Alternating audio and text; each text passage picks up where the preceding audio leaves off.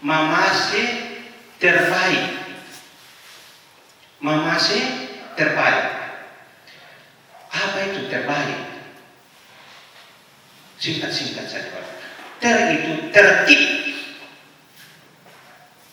Peraturan perundang-undangan dari pusat sampai ke desa harus ditahu, termasuk adat istiadat peraturan desa harus ditahu.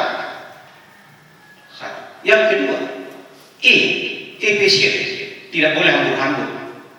Itulah sebabnya orang bertanya, loh dari mana Pak Yakub Solo dari 20 sekian miliar langsung bisa turun drastis pada saat jadi PJ 3 bulan. Efisien, efektif. Terus berikut, religius. Kita di Indonesia harus beragama dengan baik. Beragama dengan baik. Memeluk kepercayaan yang baik, bukan ugal-ugalan memeluk agama. Religius. B. Berani, apapun resikonya. Berani terus. Berani mati. Selesai. B.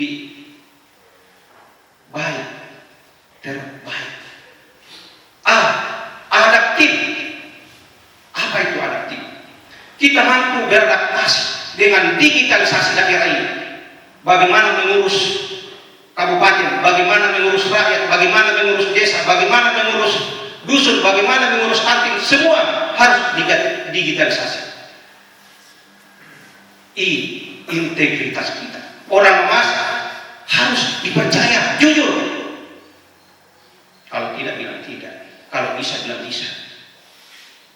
Terakhir, kolaboratif, menggerakkan semua daya upaya kita untuk bekerja. Sekecil apapun orang, siapapun dia, ayo kita bersama bangun Mamasa. Bapak Ibu yang saya, itu terbaik.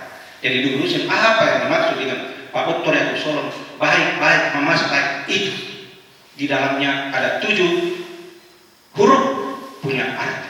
Itulah sebabnya saya sering disebut Mamasa baik. Bapak Ibu, Mamasa itu berasal dari kata mamasi. Artinya apa? Pengasih, penyayang. Ini menjadi tulang dasar kita untuk hidup. Pengasih, penyayang. Pengasih, penyayang. Bagaimana? Itu tadi ternyata saya bagi 3 Bapak Ibu. Mamasi ini apa itu? Penyayang, pengasih, penyayang. Mesakada. Yang pertama, mesakada. Kita lihat logo kita. Mamasa sudah dari dulu. Mesakada, iya. Tapi implementasinya mana? Seperti terbaik tadi. Itu mesa, komitmen, satu. Mesa, kada. Mamasa, mesa, kada. Yang pertama. Jadi mesa kada itu hanya terdiri dari terbaik. Itu tulis yang akan saya jabarkan terus menerus bila diberi kepercayaan. Berikut, masih maju. Kata kedua, maju. Kata ketiga, sejahtera.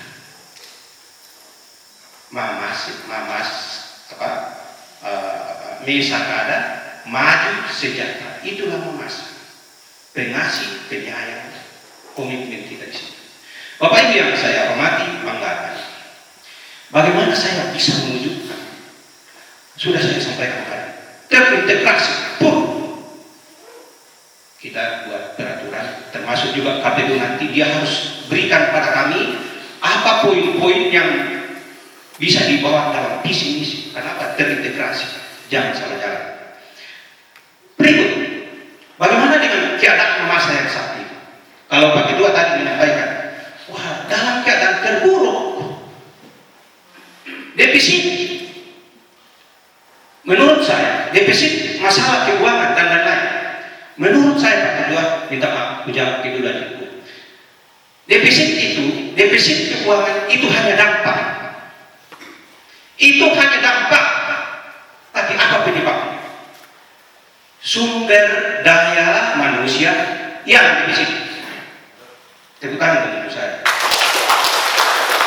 Untuk itu apa? Karena sumber daya manusia defisit, untuk bisa naik semua tidak defisit termasuk keuangan, perbaiki dulu sumber daya manusia. Untuk itu pertama, pengelolaan kesejahteraan aparatur ASN dengan kompetensi dan kinerja. Kalau dia bagus, TPP mau bertambah karena mampu, silahkan. Kompetensi itu kalau Anda kompetensi. Kerja apa? Kita lihat. 2 untuk pengelolaan SDM. Peningkatan kompetensi berbasis kinerja. Itu pertama. Yang kedua, Bapak Ibu, dalam Undang-Undang 3 2024 perubahan Undang-Undang Nomor 6 2014 tentang desa. Desa di Kabupaten Mamasa, salah satu poinnya adalah bagaimana supaya di desa ini, Bapak Ibu, di desa ini itu terjadi perputaran ekonomi. Bagaimana? Jika saya dipercaya, misi kedua adalah bagaimana badan usaha milik desa sesuai dengan undang dikembangkan. Tidak perlu harus di Makassar. Awas, badan usaha milik desa. Dan kawan-kawan yang ada pokir-pokirnya silahkan masukkan itu. Itu dikelola di desa. Badan usaha milik desa. Juga kesejahteraan kita punya aparatur di desa. Harus. Kenapa? Karena tadi. Kenapa defisit? Karena defisit SDM. Berikut. Apa? Berikutnya. Yang pendidikan. Pendidikan. Harus ditingkatkan terus menerus. Kenapa ini pendidikan perlu terus menerus? Karena di persaingan sekarang SDM kita itu akan menentukan masa depan Mamasa, masa depan Sulawesi Barat, masa depan Indonesia. Berikut, Bapak Ibu,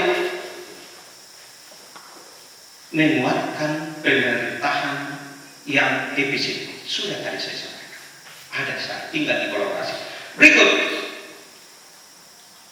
perluasan aksesibilitas. Saya, Bapak Ibu, kalau dipercaya,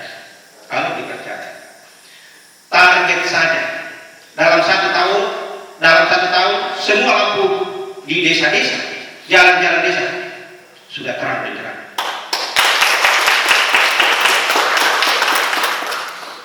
Itu target, Bapak Ibu, dan itu harus. Berikut, peningkatan kapasitas pengelola pertanian, pengelola perikanan, pengelola pariwisata. Kenapa? Itu menjadi sumber investasi. Apa yang kita miliki? Saya heran, Bapak Ibu, kalau ada orang sekarang dia bilang, wah, miskin kita di Mamasa. Baru lihat saja, Pak, Gunung Manguli, air, Pak. Bapak Ibu tahu mungkin 80% air di tubuh kita. Masa kita tidak bisa menjadi energi yang baik, menjadi peternakan dan sebagainya? Semua sudah tersedia di Mamasa. Tinggal nomor satu tadi, defisit sumber daya manusia. Terus berikut, menguatkan sistem penanggulangan bencana. Bapak Ibu, kalau yang lalu-lalu, wah, kami di Mamuju sering tak melakukan dalam satu rumah.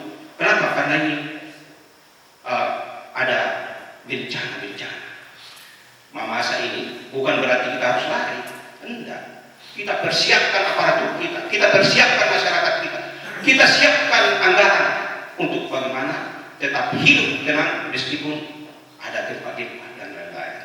Bapak Ibu yang saya hormati, terakhir Bapak Ibu, kita lihat di mana-mana. Kita ini hidup Bapak Ibu. Kita lihat ada sampah. Sampah ini Bapak Ibu sangat berpengaruh. Bagaimana kita air dari sini terus menjadi listrik. Kalau sampah saja kita tidak bisa kelola. Oleh itu, misi saya yang terakhir adalah bagaimana mengelola sampah berbasis masyarakat. Demikian Pak Ketua. Terima kasih banyak. Selanjutnya kawan-kawan untuk lebih kenal saya, lebih kenal